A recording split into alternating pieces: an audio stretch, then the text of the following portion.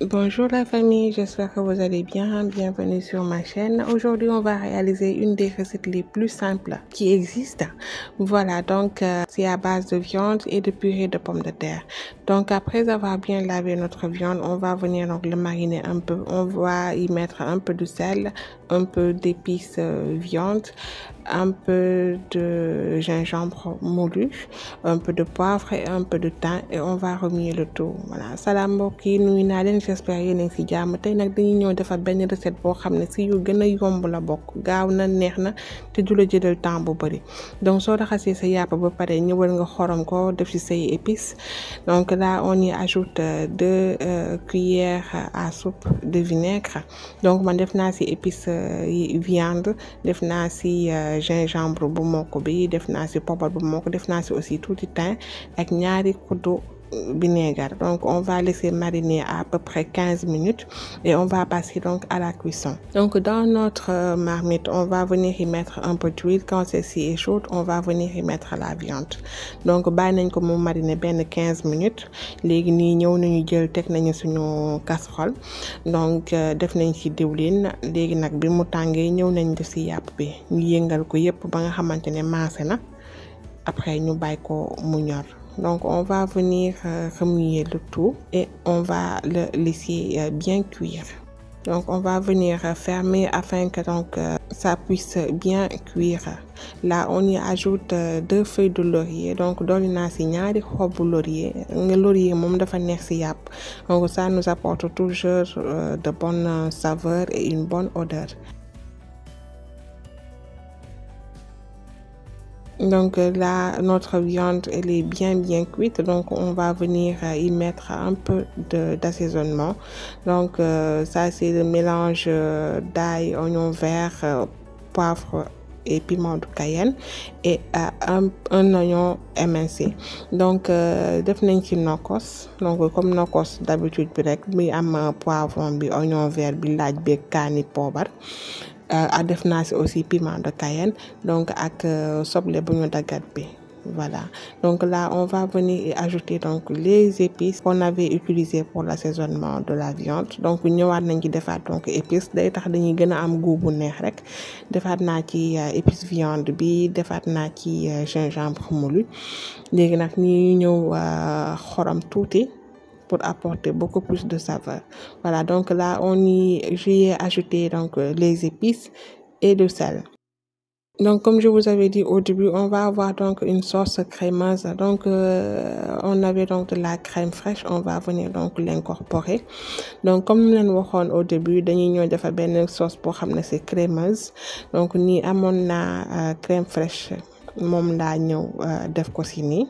Donc muy nekk recette boo xam ne vraiment goût bu neex la lay jox bu saf boo xamante ne nii ça sort un peu de l'ordinaire. Voilà, nekkul ay recette yoo xam ne dañ koy dee di togg souvent mais da lay andi beneen goût, beneen saveur. Donc là on remue le tout afin que la crème puisse bien donc être mélangée à la viande. Donc vraiment allez-y à votre gourmandise, n'hésitez pas, on va se régaler. Et là on va y ajouter un peu d'eau, ça va donc se délayer et après donc on va laisser cuire. Voilà, donc nii crème fraîche bi ak yàpp bi ak sauce bi yëpp jaxasoo na. Léegi dañuy ñëw def ci tuuti ndox nag ñu bàyyi ko mu ñor comme ça cafka bi gën a mën a dugg ci biir yàpp bi. Donc là on a laissé mijoter. On va venir donc remuer et revoir donc les dernières rectifications par rapport donc à l'assaisonnement, au sel et tout. Donc à notre niveau, c'est bon, la sauce elle est prête. Et donc on va passer à l'étape donc de la purée. Voilà, donc cette fois-ci pour la purée, j'ai pris donc de la pomme de terre en poudre. On va le réduire en purée. Donc tey pomme de terre kii bi laa jël bu mokk bi. Purée bi nekk ci sachet bi moom laa jël. Donc comme ça ñu mën a defar tey lu gaaw. Donc j'y ai ajouté donc l'équivalent de 2 cuillères à soupe de lait en poudre et là on va râper un peu de muscade. Donc dolli naa ci ñaari kuddu meew pundax bi bu poudre bi ak râpé naa ci aussi muscade et def naa ci tamit tuuti xorom. J'ai mis un peu de sel. La muscade donc s'associe très bien avec les recettes comme les gratins, les purées de pommes de terre. Donc apporter bien le goût bu neex. Voilà, muscade bi. Donc là on va y ajouter un peu de beurre. Donc ni dolli naa ci tuuti beurre. Donc mën nga ci def aussi fromage beeg yooyu noonu yëpp mën na ci dem. Voilà, donc étape par étape. Là après avoir donc bien chauffé notre eau, on va venir le mettre dans notre poudre de pommes de terre et on va mélanger jusqu'à donc avoir une pâte homogène et bien lisse. Donc ni dañuy ñëw di dolli ndox di ci def ndox bu tàng bi. Donc baxal nañ ndox bi ba pare dañuy ñëw di ko sotti ci poudre pomme de terre bi. Léegi nag dañuy ñëw di ci def nànk-nànk ba ñu am benn mélange boo xamante ni c'est homogène, mélange boo xam ne yëpp jaxasoo na.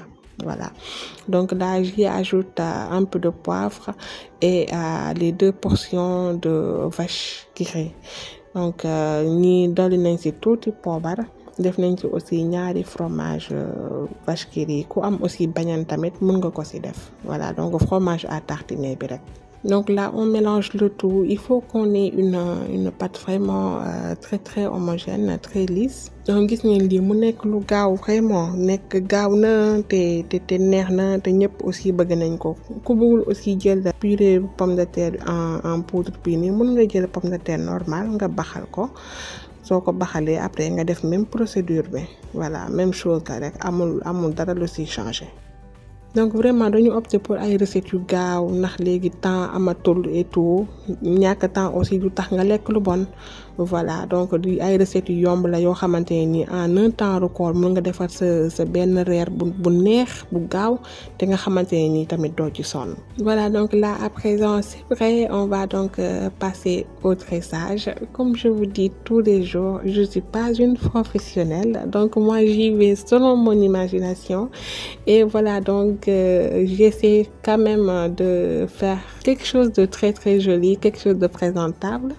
Voilà, donc voilà pour notre première portion. Vous voyez donc la sauce, elle est bien crémeuse, elle est bien dorée. Et on passe à l'étape que je préfère le plus, donc la dégustation. Donc je vais goûter pour vous. Donc on va prendre un peu de la purée, un peu de la sauce et c'est très bon. Vraiment essayez cette recette, essayez donc d'y aller avec votre imagination, ajoutez-y d'autres légumes si vous voulez, pourquoi pas des carottes, des petits pois, du maïs doux, voilà. Donc vous pouvez tout le temps donc associer d'autres légumes à vos recettes, ça vous apporte beaucoup plus de saveur. Voilà, donc gis ngeen mbokk yi mi ngi noonu purée bi ak vraiment suñu sauce crémeuse à la viande bi neex na saf na te gaaw na du la jëlal temps bu bari te du tax aussi nga sonn ci waañ bi. C'est tout pour aujourd'hui mes amis, j'espère que la recette vous plaira. Laissez-moi des commentaires, partagez, likez et nous on se retrouve bientôt pour une nouvelle vidéo. D'ici là, portez-vous bien. Bisous, bye bye.